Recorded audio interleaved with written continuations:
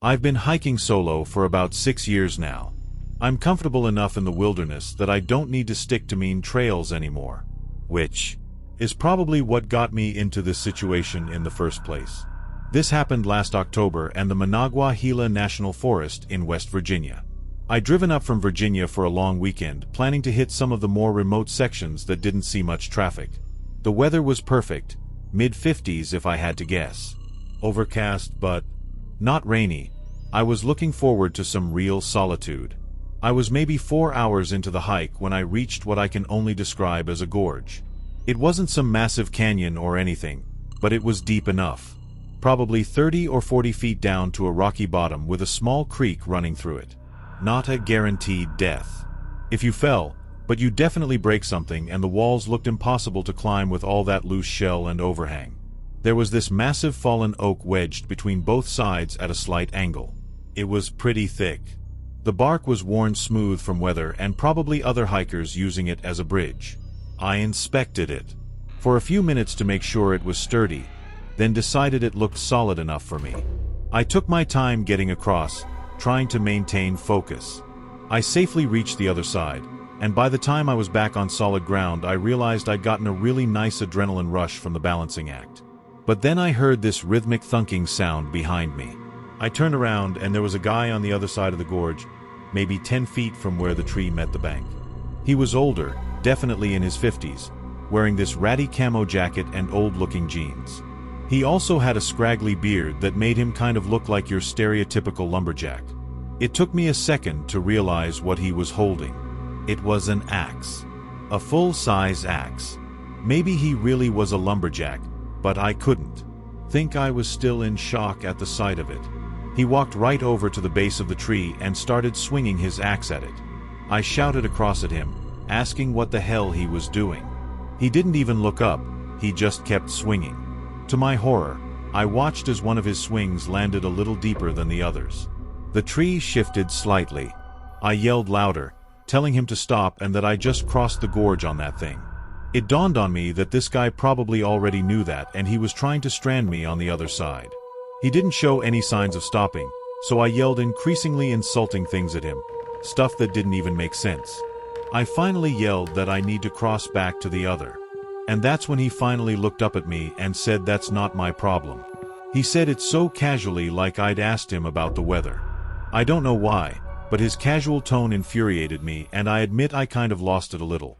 I started full on screaming at him.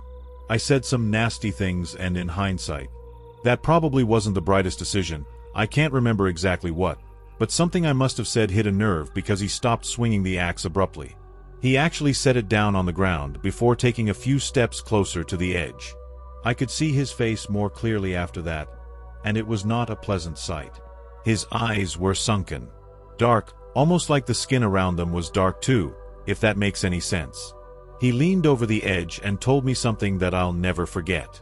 I know these woods a lot better than you do. Something about the way he said it scared me. Not threatening exactly, but certain, like he was stating a fact. I'd be stupid to argue with.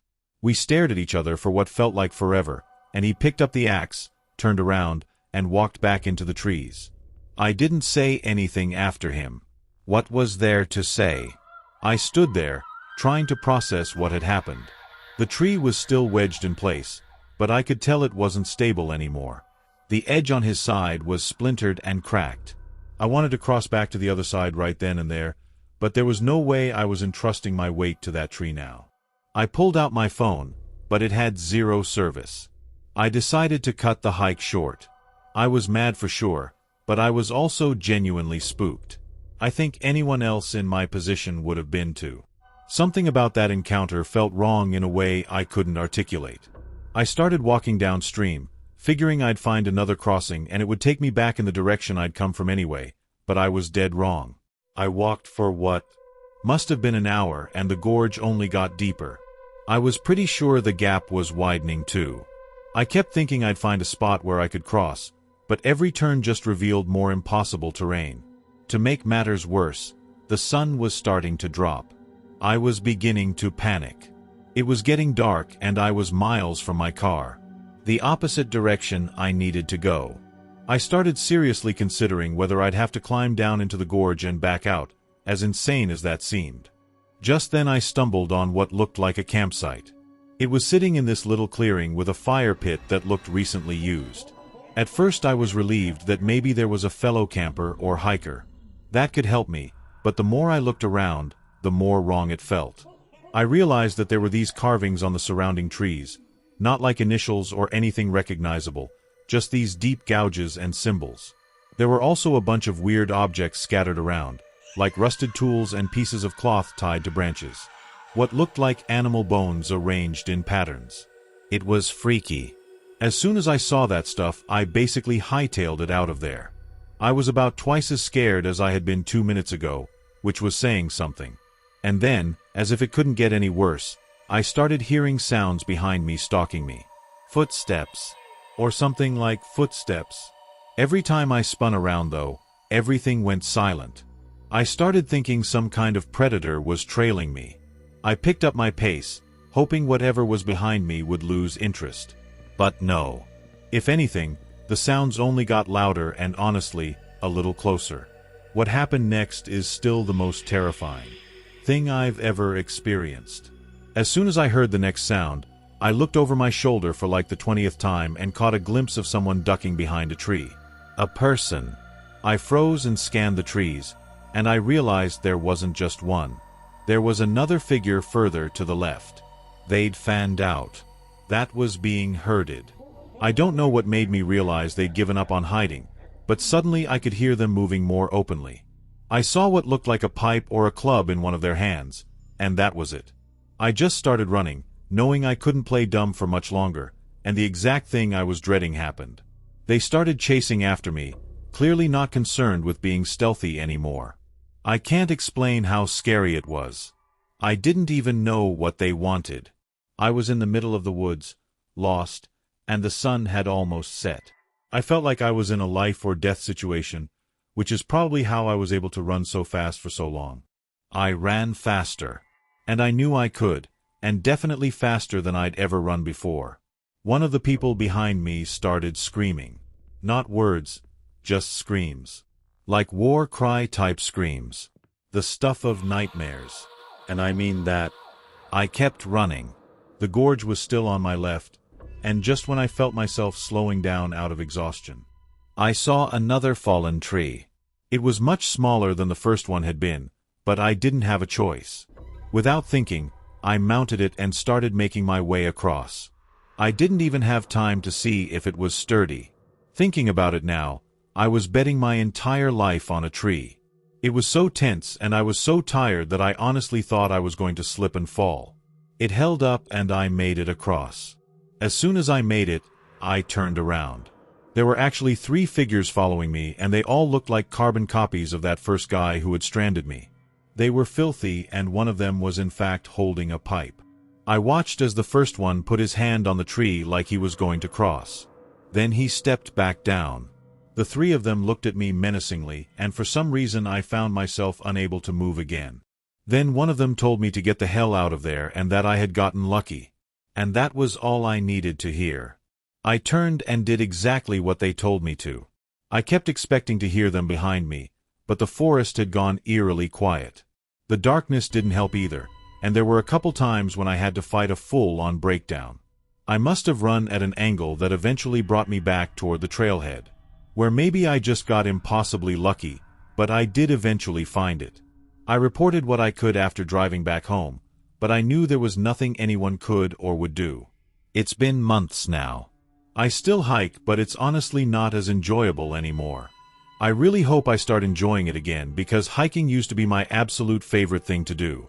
And now I can't even enjoy it without thinking about that experience.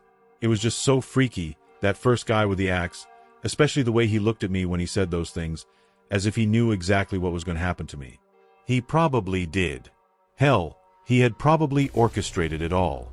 It terrifies me to think that I might have lost my life that day in the woods. This happened 3 years ago. I know a lot of people drag things out, but I don't see the need to do that, so I'm just going to say exactly what happened as it happened. I was hiking through a remote section of forest in northern Minnesota, way off any marked trails. I've always preferred it that way. The actual wilderness, not the sanitized version you get on popular trails with their wooden markers and worn paths. Just me and the woods the way they're supposed to be. I'd been out there for maybe 4 hours when I noticed I'd lost my bearings. It happens sometimes when you're not following a trail, but usually I can orient myself pretty quickly. This time was different. Nothing looked familiar. The sun was still high enough that I wasn't in immediate danger, but that sick feeling of being lost was already settling into my stomach. I tried to stay calm and kept walking, telling myself I'd spot something recognizable soon, but instead I started picking up on this rustling sound behind me, the last thing you'd want to hear if you're in my position. The rustling wasn't constant, just every 30 seconds or so, like something was matching my pace. I'd stop and it would stop too. I'd start walking, and there it was again. I kept telling myself it was probably a deer, but I'd hiked enough times to know that deer don't follow people like that. I kept going, but at that point I was pretty sure I was being stalked by something. And then, all at once, the rustling turned into movement all around me. It was a worst-case scenario. By the time I realized what was happening, it was too late. I was surrounded on all sides by a pack of wolves, 6 or 7 of them if I had to guess. Some of them were snarling at me and some of them were just staring, but it was clear to me that to them, I was a meal. I wasn't going to go down without a fight though. I had my knife out even though I knew the odds were stacked against me. I remember thinking, this is it, this is actually how I'm going to die alone in the woods because I was too stubborn to stick to the marked trails. I was trying to decide if I should make myself big or stay still or what, when every single wolf suddenly went rigid all at once too. Not like they were reacting to each other, but rather all reacting to something else. Their ears shot up and they all looked in the same direction somewhere over my shoulder, and then they just scattered. Scattered as in full-on sprint in the opposite direction from where they'd been looking. Almost like they were the ones being hunted. That's when the fear started setting in for real. Until that point, it had just been a wicked adrenaline rush, which makes sense given the life and death scenario I thought I was in. But once I was alone again, I started getting the creeps. The first thing I noticed after the wolves scampered away was that the woods were completely silent. No wind. No birds. No critters. Nothing. It was like someone had flipped a switch in there. It was still light out, but things felt a little dimmer, sort of how your vision fades when you're lightheaded or right before you're about to pass out. But the worst part by far was why the wolves had run off in the first place. I mean, they had been scared of something, that much was obvious. But whatever could have scared off an entire pack of wolves from a long distance was something I couldn't imagine. I needed to keep moving, but I felt really unsettled even in the daylight. I kind of wanted to follow the wolves, but I was pretty certain I had been walking in the right direction to begin with, so I was at a crossroads. Follow the wolves just to potentially get encircled again and get even more lost, or continue in the right direction and possibly encounter whatever it was that had scared them off. An impossible choice. I ultimately decided to keep walking in the direction I thought would take me out of the woods, which meant walking toward whatever it was that the wolves had been freaked out by. My logic was I could waste an hour walking the way the wolves had come from, only to turn around anyway and have to walk back in the dark, or just bite my tongue and walk that way while I still had daylight. So that's what I did. Maybe 20 minutes later, I saw what looked like a clearing up ahead. For a second, I thought it might have been a campsite. I could see what looked like a fire ring, but as I got closer, I realized it was wrong. All wrong. There were symbols carved into the trees surrounding the clearing, not initials or trail markers. These were intentional deep cuts forming patterns I didn't recognize. It gets worse though. Things were hanging from the branches. What looked like leather cords, some looked like bones, small ones, maybe from birds or rodents. Others were metal, rusted and twisted into shapes that hurt to look at. The fire pit in the center wasn't just a ring of stones. The stones were delicately stacked on top of one another like structures. There was weird stuff in the fire pit too, pieces of cloth that looked like jewelry and other objects I couldn't really identify. But here's what made me really freak out. The smoke. There was this thick black smoke that was just hanging in the air about 6 feet from the ground. It wasn't moving or dissipating, and it didn't look like it was coming from the fire pit either. It was just there. I really wish I could say it was just leftover smoke from the fire pit. The fire pit didn't even look like it had been used recently. I stood at the edge of that clearing. I was frozen to the spot. For some reason, I just couldn't look away from that smoke. My eyes kept tracking back to it, even when I tried focusing on something else. I really have trouble describing the feeling, but it felt like I was looking through a window at something instead of just being there. Like it felt like I was standing in my kitchen window looking out into the backyard instead of actually being in the backyard. I don't really know what that means, but that's what it felt like. There was this feeling building in my chest, like grief and terror mixed together, but for some reason that hadn't happened yet. It was almost like my body was mourning something in advance. I've never felt anything like it before or since. I must have stood there for 5 minutes just staring at that smoke before something in my brain finally kicked back online. And no, the smoke didn't dissipate in that time. It just stayed there. I finally worked up the strength to turn around and run. I didn't walk or jog, I literally ran. I was overwhelmed with fear. I didn't know what I was running from, but there was this feeling in my gut that told me I needed to get out of the woods. My memory kind of gets foggy after that. I think it's because of how scared I was, so scared that my instincts took over. But part of me thinks the reason my memory faded was somehow connected to whatever the hell was in the woods. The smoke, or the thing that caused the smoke, or something else entirely, I don't know. The next thing I remember is it being dark out, meaning I must have been in those woods for another good hour or so. I was drenched in sweat and strangely freezing cold at that point, but I was nearly out of the woods. I was approaching my car. I got in and drove off without another thought, and that was that. I never reported what I found. What would I even say? I couldn't find that clearing again if I tried. And that's even if I remembered things clearly, which I didn't. This will forever be one of those experiences that just doesn't have an explanation. And I told my dad about what happened. He just said that everyone has that one experience sooner or later. Well, this is mine. And the thing that I still think about from time to time is not how those wolves behaved, how that campsite looked, or even that impossible smoke that just hung in the air. It's the memory loss. From all the research I've done, scary moments get remembered better, not worse, so I have no choice but to think that everything that happened that day was connected. Back when I was younger, me and my friends loved to go camping. Once we got our licenses at 16, we were out almost every weekend camping in new spots. Our parents didn't really care as long as we were able to protect ourselves. For this reason, my dad let us borrow one of his guns. It was a Taurus G2C. This happened when we were 18 and seniors in high school. In February, me and my girl Megan, my friend Colin and his girlfriend, and we're going to drive to Arkansas and backpack the Ozarks to look at some natural waterfalls. It was a 9-hour drive from where we lived. So we left early and made it there around 7 p.m. We set up camp at one of the setup sites for the night since it was late and we were tired. My girl and I were sharing a tent and Colin and his girl were sharing another. I had the gun in my tent. Nothing happened on the first night. The next morning we woke up, made breakfast, and drove to the start of the trail.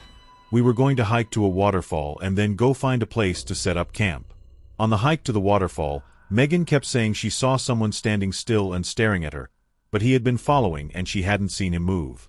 So we stopped to look and we saw a man quickly run away. Colin yelled at him to go off or we'd kick his ass, mostly probably for show to impress his girl. We were capable of defending ourselves though if needed. We continued the hike and didn't see him again.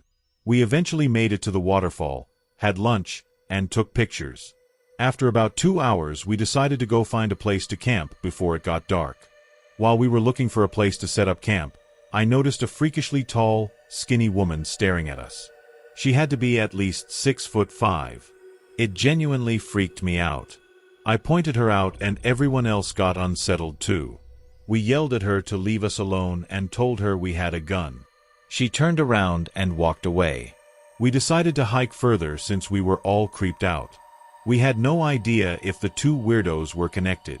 After another hour, we found a nice spot next to a small flowing creek with a relatively deep pool of water, so we decided to get in the water and relax. While we were splashing around, we talked about the earlier incidents and joked that there were probably hillbillies on drugs. When the sun started to set, we decided to get out and make dinner. We brought chicken breast to grill, rice and vegetables to boil, and some potatoes. We always ate well on our campouts. While I was cooking, Colin set up his tent and helped me with mine. I finished cooking and we ate before cracking open some of the alcohol we brought. I was and still am a pretty heavy smoker, so I brought some weed and papers to roll up. We wanted to have a good time since we put a lot of money into this trip. We told stories and laughed in our intoxicated state. It got to a point where Colin fell out of his chair and just laid on the ground laughing. We did this late into the night and eventually went to our tents.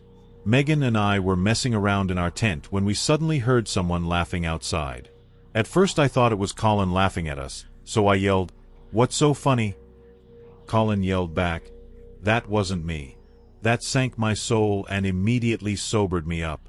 I grabbed the gun, rushed out of the tent and fired a few shots into the air, yelling for whoever it was to leave us alone or I'd shoot them. That seemed to do the trick because I heard footsteps running away. We moved our tents closer together and decided to have one person stay up at a time on lookout. The next day we debated going home early but ultimately decided against it. We were sure we'd scared off whoever it was, so we planned to hike somewhere closer to the exit and camp for one final night. After breakfast, we packed up camp and started the hike back. During the hike we ran into some other hikers and told them what had happened. They were freaked out too. We chatted for a bit, then continued on. When we stopped for lunch, I realized those were the only other people we'd seen so far, despite there being a ton of cars in the parking lot earlier. After lunch we continued down the trail and after about 6 miles, we decided to set up camp. We were around 3 miles from the nearest exit. We pitched our tents and cooked steak and potatoes for dinner. We ate, drank, and smoked again before heading to the tents. In the middle of the night I woke up needing to pee, so I stepped out of the tent. Out of paranoia, I made sure to bring the gun. While I was peeing, I heard leaves crunching nearby. My heart immediately stopped. I grabbed the gun, finished up, pulled up my pants, and turned on my headlamp. The beam revealed the man from the day before standing in the distance, holding a machete. I could see him clearly this time, long dirty black hair and super lanky. I screamed and raised the gun as he started charging at me. I fired off every shot I had and must have hit him somewhere because I heard him yell and saw him fall. By now Colin, Megan, and Anne were all awake. I told them to pack up. We needed to leave fast. I didn't want to involve the police since I wasn't sure if I could get charged for something, and honestly his life didn't seem worth it. We didn't bother packing the tents since there wasn't time. We grabbed our bags and practically ran the final 3 miles, making it back to the cars in under an hour. We climbed in, locked the doors, and decided to sleep in the car for the night. We covered the windows and tried to get some rest. When we woke up in the morning, we left immediately and stopped for breakfast at a diner in a small town. We never called the cops and I'm still conflicted about whether we should have. This happened years ago and no reports about it ever came out, so for all I know those psychopaths are still out there.